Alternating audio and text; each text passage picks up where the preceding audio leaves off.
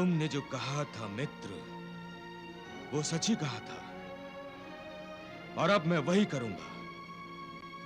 विवाह करूंगा रुक्मिणी से, और विवाह के पश्चात उसे ऐसी पीड़ा पहुंचाऊंगा, उसका ऐसा तिरस्कार करूंगा कि वो रोएगी, तड़पेगी, चिल्लाएगी, बिलखेगी, परंतु कोई उसे सांत्वना नहीं देगा। और मैं उसे आंसू बहाता देखकर हंसूंगा और पल पल उसे अपने अपमान के प्रतिशोध की याद दिलाता रहूंगा। तो फिर रुकावट किस बात की है? शीघ्र ही विवाह कर लो, इससे तुम्हारी दूसरी इच्छा भी अपने आप पूरी हो जाएगी। तुम्हारा विवाह रुक्मिणी से होगा तो कृष्ण तड़पेगा, और कृष्ण को तड़पते हुए देखकर रुक्मिणी तड़पेगी। उस कृष्ण के कारण मेरे जीवन का आनंद छिन गया है मित्र। उसने मुझे जो मानसिक हानि पहुंचाई है, मैं उसका प्रतिशोध लूंगा। मैं उसे जीवित नहीं छोड़ूंगा। बस एक बार मैं रुक्मिणी से विवाह कर लूं। तो प्रतीक्षा किसकी है? केवल विवाह के शुभ मुहूर्त की मित्र।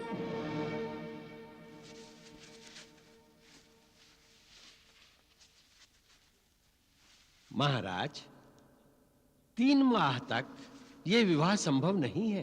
क्यों? क्यों? शुभ मुहूर्त उसके पश्चात ही है युवराज। नहीं नहीं पुरोहित जी, हम अगले माह से विवाह कर देना चाहते हैं। युवराज, मेरे विचार में आप ऐसा ना ही करें तो अच्छा है।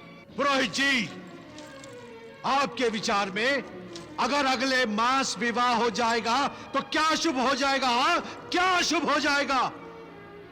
क्रोध मत कीजिए युवराज। क्रोधवश शुभ अशुभ में अंतर दिखाई नहीं देता। ज्योतिष एक सिद्ध विज्ञान है। चंद्रमा का प्रभाव जब सागर के जल पर पड़ता है तो ज्वार उठता स्पष्ट दिखाई देता है। उसी प्रकार सारी सृष्टि में ग्रहों और नक्षत्रों का प्रभाव जड़ और चेतन दोनों पर पड़ता है। आने वाले 3 मास तक राजकुमारी के ग्रह नक्षत्र सुखदायी प्रभाव नहीं डाल रहे हैं। कोई भी अपघात हो सकता है, अकारण मृत्यु समकष्ट हो सकता है। बस पुरोहित जी, बस, चाहे कुछ भी हो, हमें रुक्मिणी का विवाह करना है, चाहे उस पर कुछ भी क्यों न बीते, कुछ भी।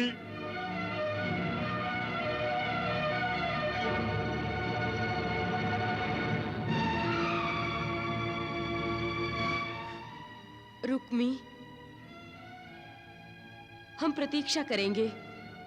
मुहूर्त 3 मास बाद का ही ठीक रहेगा। जी माताश्री। प्रणाम महाराज। प्रणाम युवराज।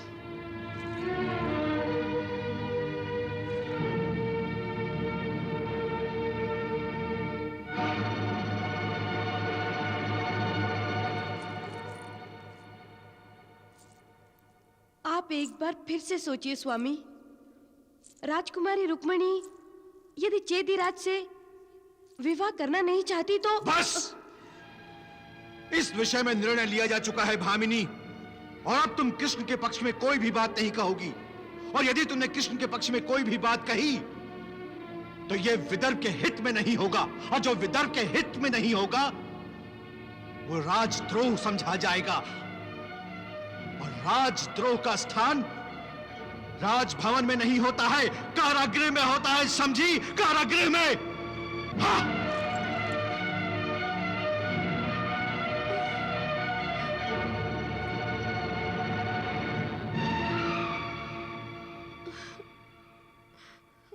राजकुमारी, आपने जैसा मुझे कहा था मैंने वैसा ही महाराज और युवराज को बता दिया कि अगले 3 माह तक शुभ मुहूर्त नहीं है। मैं आपकी ऋणी हूं पुरोहित जी। राजकुमारी, मन ही मन मैं भी आपका विवाह द्वारकाधीश से ही चाहता हूं, परंतु युवराज रुक्मी को कब तक टाला जा सकता है? 3 माह बाद फिर कोई बहाना ढूंढना पड़ेगा आपको। पुरोहित जी, जो द्वारिकाधीश चाहेंगे वही होगा। नहीं महामंत्री, नहीं, वही होगा जो मैं चाहूंगा। युवराज रुक्मी को संदेश भेज दो, शुभ हो या अशुभ, शिशुपाल और रुक्मिणी का विवाह पहले ही मुहूर्त पर होगा। चारों ओर संकटों के बादल छा गए हैं। मुझे विवाह के लिए विवश किया जा रहा है। मेरे भ्राताश्री भी सम्राट जरासंध से मिल गए हैं। ऐसे व्यू की रचना हो रही है कि मेरी कोई सुनवाई नहीं। ऐसे में मेरा एकमात्र सहारा आप हैं। आप तो लीलाधर हैं। आप ही कोई ऐसी लीला रचाइए कि मैं इस चक्रव्यूह से निकलकर आपके पास पहुंच जाऊं, अथवा आप स्वयं कुंडिनपुर आकर मुझे ले जाइए। मेरा पूरा ध्यान एक आप ही पर है प्रभु, एक आप ही पर है।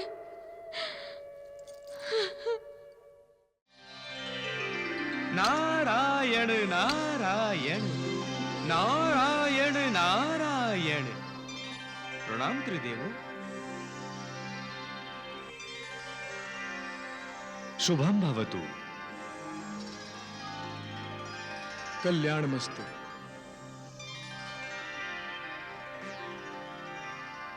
आओ वत्स। तीनों लोकों का भ्रमण करते करते कोई समाचार मिला हो तो कहो। नारायण नारायण।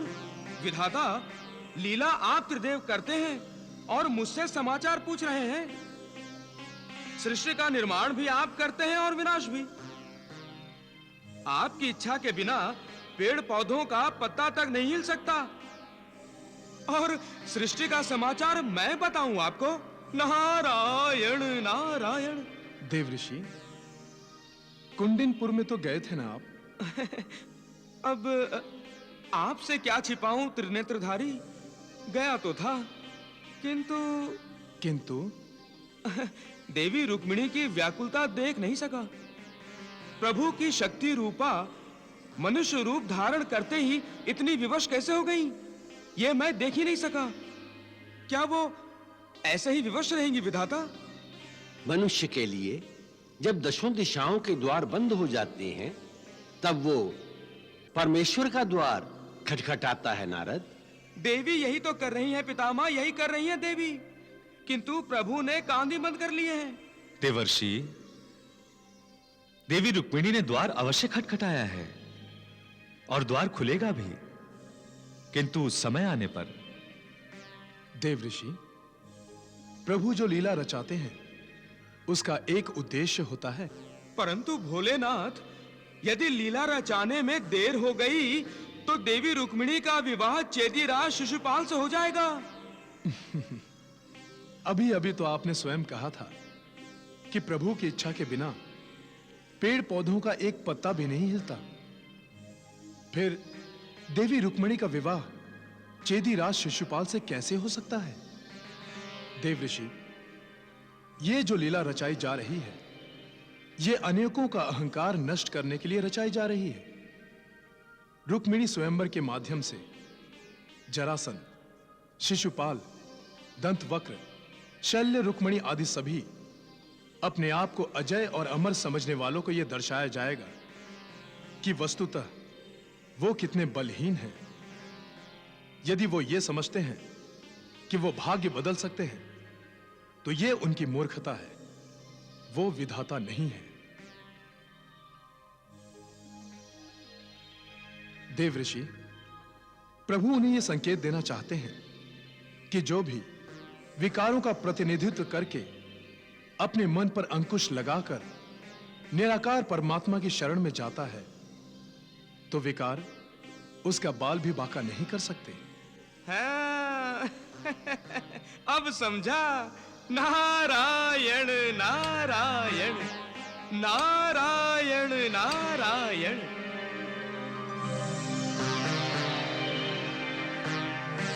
परंतु पुरोहित जी ने तो 3 महीने बाद का मुहूर्त निकाला है पुत्र। पिताश्री, सम्राट जरासंध से बड़ा कोई पुरोहित नहीं, और सम्राट जरासंध चाहते हैं कि रुक्मिणी और शिशुपाल का विवाह अतिशीघ्र हो जाए।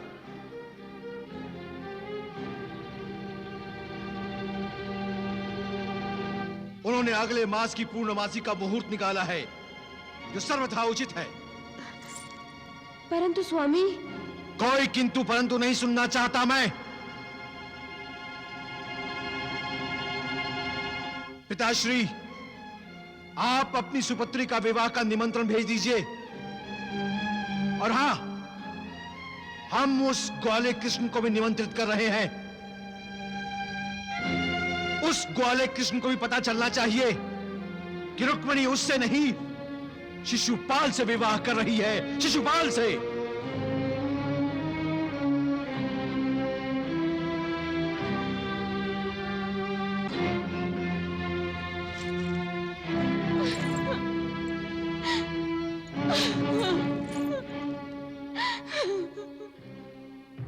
महाराज शल्य, कृष्ण को विदर्भराज रुक्मी का निमंत्रण मिलेगा तो वो कुंडिनपुर अवश्य आएगा। आएगा तो जीवित नहीं लौटेगा।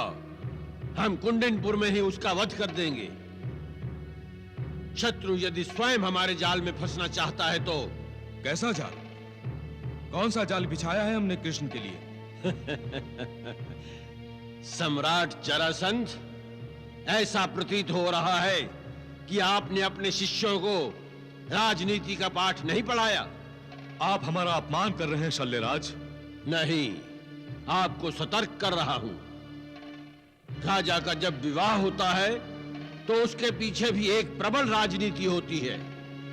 हाँ शिशुपाल, रुक्मिणी के साथ तुम्हारा विवाह एक जाल है। जब तुम रुक्मिणी के साथ विवाह कर रहे होगी तब राजमहल के बाहर युद्ध चल रहा होगा। युद्ध? हाँ, जब कृष्ण कुंडिनपुर आएगा तो हम सब मिलकर उस पर आक्रमण करेंगे और उसका वध कर देंगे। इसका अर्थ यह हुआ काकाश्री कि आप शिशुपाल और रुक्मिणी के विवाह में बाधाएं खड़ी करेंगे? नहीं, जिस पल विवाह होगा उसी पल कृष्ण पर आक्रमण करेंगे। इसलिए करुषराज, चेदिराज, रुक्मिणी विवाह पर हम सब अपनी अपनी सेनाओं सहित जाएंगे। क्या आप सब हमसे सहमत हैं?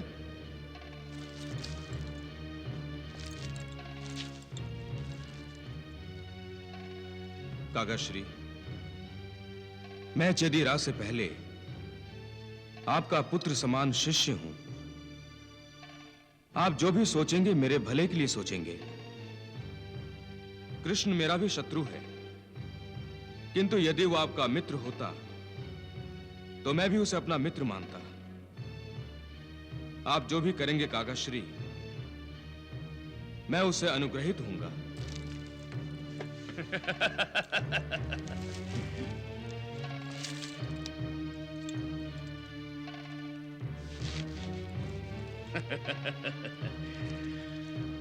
तुम्हारा स्थान चरणों में नहीं, मेरे हृदय में है। काकाश्री,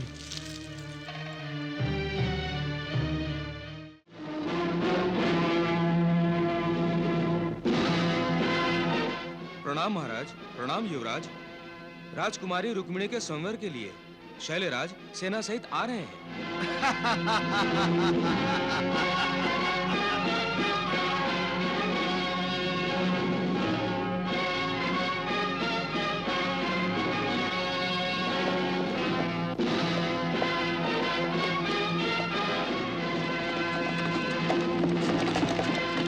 महाराज, युवराज, सम्राट जरासंध सेना सहित कुंडिनपुर आ रहे हैं।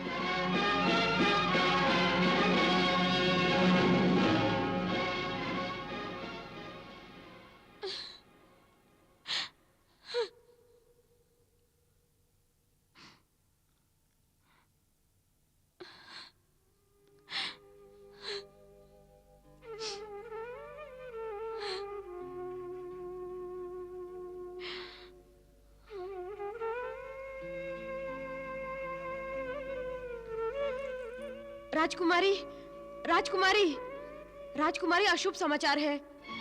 द्वारिकाधीश के सभी शत्रु अपनी अपनी सेनाओं के साथ कुंडिनपुर आ रहे हैं। तो स्वयंवर में जीतने के लिए सेना कौन लाता है? तो सेना युद्ध के लिए लाई जाती है। हाँ, स्पष्ट है, स्वयंवर में सम्मिलित होने वाले इन राजाओं का उद्देश्य कुछ और है। क्या? वो द्वारिकाधीश के शत्रु हैं, अतः वो द्वारिकाधीश पर आक्रमण करेंगे। नहीं नहीं, ये नहीं हो सकता। पिताश्री, पिताश्री, उन्हें बचा लीजिए। पिताश्री, उन्हें बचा लीजिए। किसकी बात कर रही हो तुम? द्वारिकाधीश की। क्या हुआ है उसे? जैसे कि आप जानते ही नहीं, स्वयं दूसरों से मिलकर षड्यंत्र रचते हैं और स्वयं पूछते हैं कि क्या हुआ है द्वारिकाधीश को। रुक्मिणी, तुम रुक्मी पर आरोप लगा रही हो। ये सत्य है। मैं इनसे पूछती हूँ कि सम्राट जरासंध, चेदीराज, शैल्यराज, पौंडरक और करुषराज अपनी सेना के साथ कुंडिनपुर क्यों आ रहे हैं? तुम्हारे स्वयंवर में सम्मिलित होने के लिए मैंने सबको निमंत्रण दिया है। निमंत्रण तो आपने सभी राजाओं को दिया है, वो तो अपनी सेना लेकर नहीं आ रहे। उत्तर दीजिए। कृष्ण तुम्हारे स्वयंवर में विघ्न न डाले, कदाचित इसी कारण। आपने झूठ बोलना कब से शुरू किया भैया? जब से तुमने आवश्यकता से अधिक बोलना शुरू कर दिया है। मेरा बोलना तो सत्य है, क्योंकि मैं द्वारिकाधीश से प्रेम करती हूँ। रुक्मिणी, कृष्ण से तुम्हारा ये प्रेम ही मुझे तुम्हारा शत्रु बनाता जा रहा है। तो क्या इसीलिए आप श्री कृष्ण का घात करना चाहते हैं?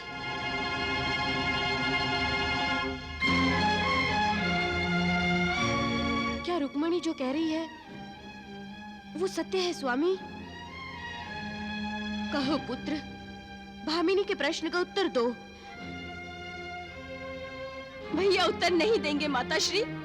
मैं बताती हूँ, भैया द्वारिकाधीश से द्वेष करते हैं, तिरस्कार करते हैं उनका। इसीलिए उन्होंने सम्राट जरासंध के साथ मिलकर मेरे स्वयंवर की आड़ में श्री कृष्ण पर आक्रमण करने का षड्यंत्र रचाया है। ये सब मिलकर द्वारिकाधीश का